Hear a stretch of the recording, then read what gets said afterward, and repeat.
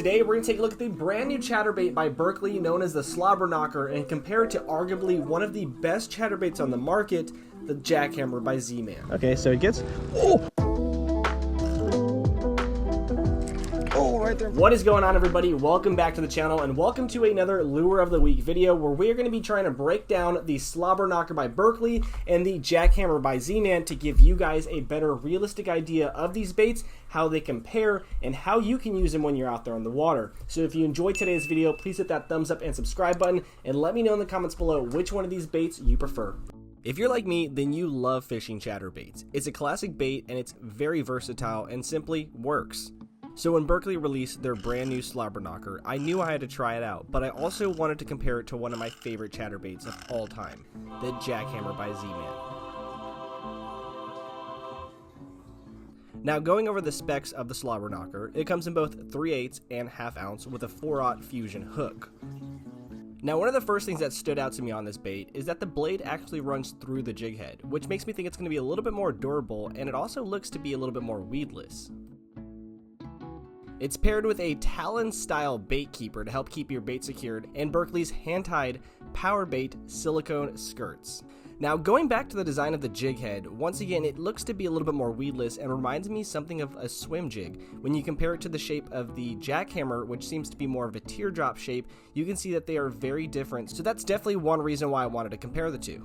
Typically that teardrop shape works a little bit better for flipping and pitching and rolling on rocky structure, while arrow-shaped jig heads typically allow you to run a little bit better through grass, logs, and other structure like that. Now, when you compare the two baits side by side, you can definitely see that there are some similarities, but there's some big differences as well.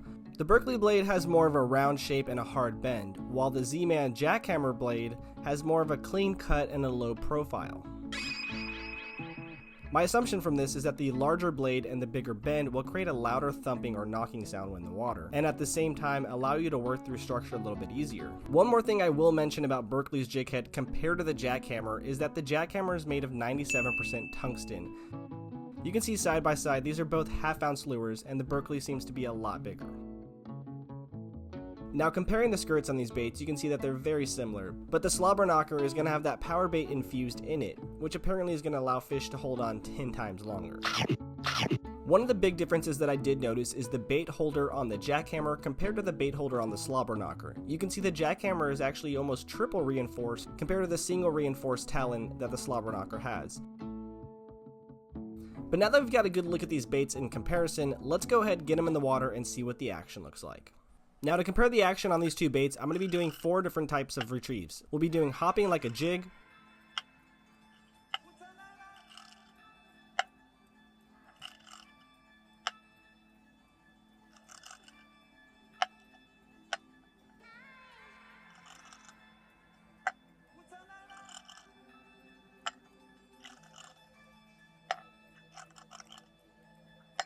a ripping and pausing retrieve,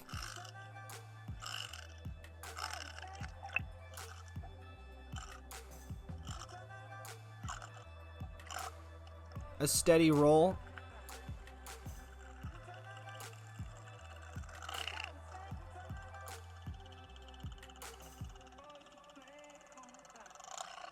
and a fast burn.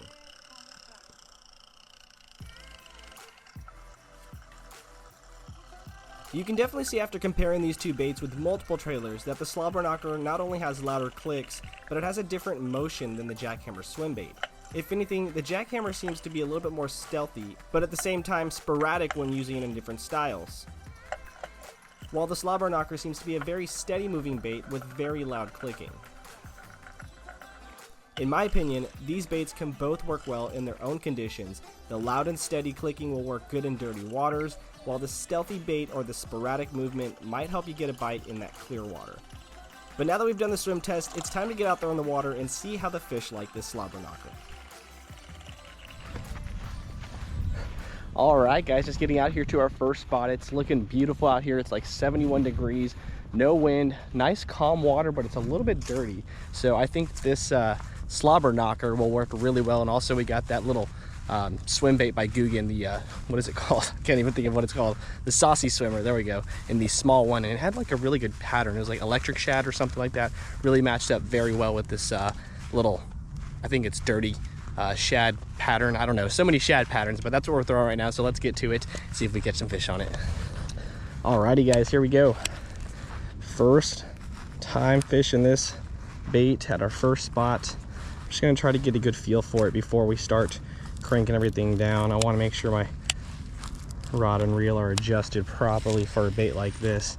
I did bring my skipping reel so that way I can kind of skip under logs and trees and stuff like that, because this is a jig type of bait, and you can typically skip these fairly well.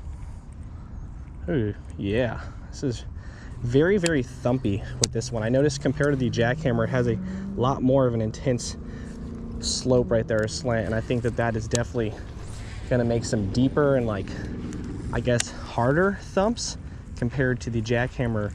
But I mean, they are very, very similar baits, but they also have some differences. Let's keep it moving. This thing looks pretty freaking awesome.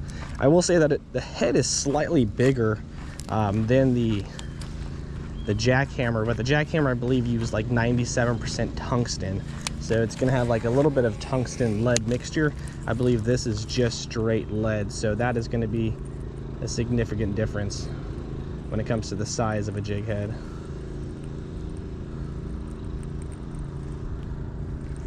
Got it in some grass right there, and we got it out pretty easy. That's nice. Okay, so it gets, oh, we got hammered right there.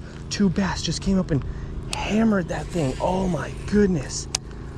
Okay, so it gets, oh, we got hammered right there. I'm like shaking right now, guys. These fish just came up and swatted at this thing. 2 of them like last second. Let's see if we can work these edges real slow. I'm gonna have to slow it down. I think I was working it just a tad bit too fast. So let's slow it down, readjust, put the chest cam back on, try not to get kicked out. Let's go from there again.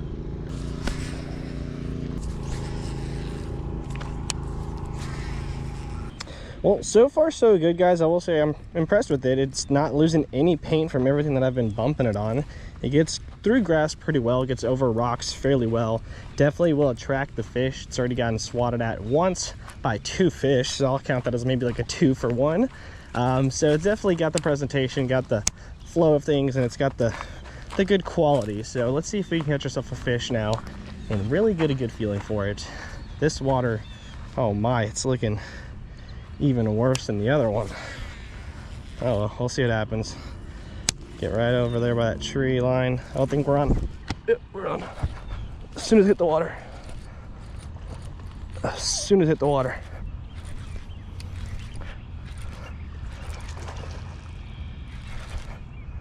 It's a good fish.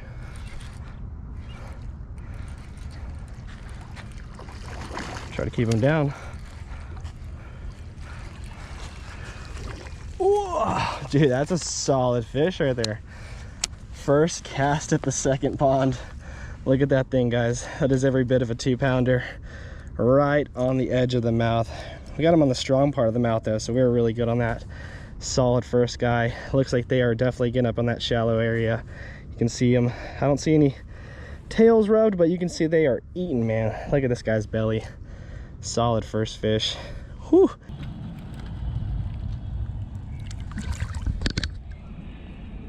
Well, tighten that drag up a little bit, but that was a good solid first fish. Not a lot of damage on this bait. One thing I will say is that this does have the power scent on that skirt, so I mean that fish definitely held onto that bait as soon as it fell down. But we did have those 2 other that kind of swatted at it and missed it, so I'm not going to say that that's going to give you more bites or anything. Maybe we were just in the right spot at the right time with this guy, and he just could not resist because it looks great in the water. But at the same time, maybe that power scent does help him kind of hold it for just an extra longer second as it's falling down and I secure that hook set. Still, either way, solid first fish, almost 3 pounds. You gotta love it. I'll take those any day of the week. See if we can get this skipping rod to a little rough on the skip, a little heavy. A little tree branch right over here. Let's see if there's anything by it. Yep. Sure enough, it's a good little fight. Oh is he fighting so hard? I just want to see what it is. Oh my God, is it a beast like that? Do I need to let this guy tire out? Oh my goodness, that is a good fish too. Wow, he's fighting like crazy. Oh my God, the belly on this fish right here, guys. Look at this thing. Oh my God, that guy's been eating. Look at how big he is. This is literally the fattest bass I've ever caught at this spot. I've never caught one this fat. And you can tell he was like big, heavy, because he just kept pulling. He weighs so much. Oh my goodness, guys.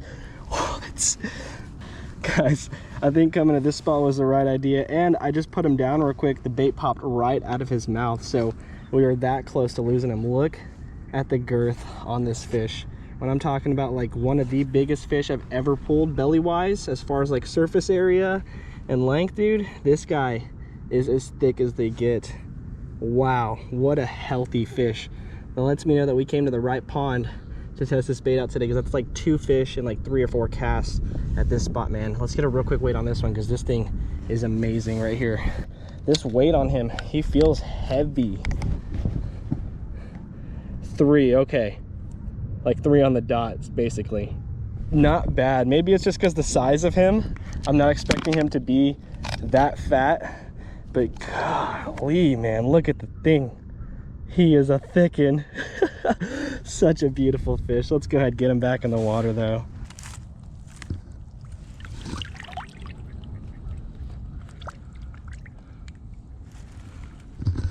That was so sick. Let's get it back out there, man, right by that tree. I think we could just fish structure all day with this thing. They're really popping out, so let's keep it going.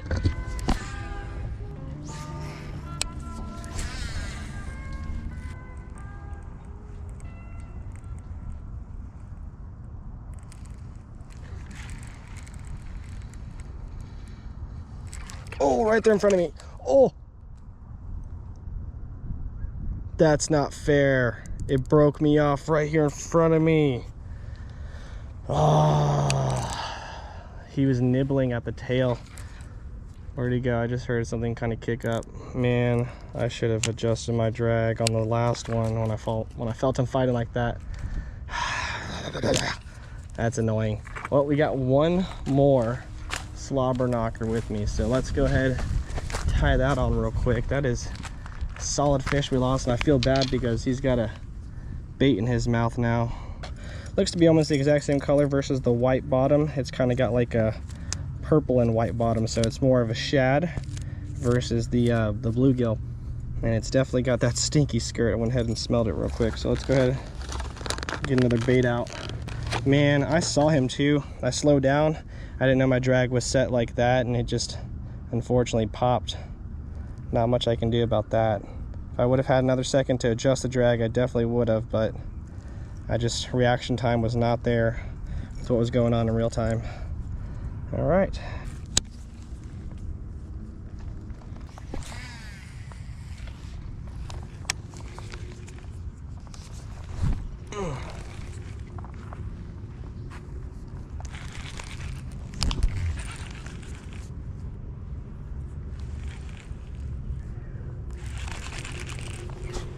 Am I on a fish? Oh, good. I am on a fish. I set the hook on it like 3 times and I felt the blade still move. And then out of nowhere, a fish comes on. Dude, these fish are fighting so aggressive today. Wow. He's not even that big. Just as aggressive as can be. This is definitely the smallest one of the day. Working that a lot different. Just popping it and jerking it out of that grass, man. We got ourselves one. Look at that, he bit the tail off. That means that there was probably more than one fish after this thing. Dude, these hooks are no joke on there though, those fusion hooks. Smallest one of the day. Good fish though, solid fish. Got the little black dot on the top of his mouth. See that? There we go, guys. Back in the water, easy release for this one. There we go. So now that I've got a good comparison between the Zman chatterbait and the Slobberknocker, completed a swim test, and got out there on the water and fished this lure, I can honestly say I'm pretty impressed with it. It's definitely superior when it comes to fishing through grass when it comes to any other chatterbait that I've used on the market. But the real question is, would you trade in your $15 Jackhammer chatterbait for this $12 Slobberknocker? Honestly, I wouldn't, but I would like to have both my tackle box, so that's why I do. But let me know in the comments below what you guys think about this lure, and if it's something that you would like to use as well. Also, if you enjoyed today's video, please hit that thumbs up and subscribe button. I do want to say I greatly appreciate all the support we've had lately. I've been extremely busy offhand from making videos, so I do appreciate everybody that does come by and view my channel and leaves those likes and comments. Thank you again for watching, everybody, and we'll catch you in the next one.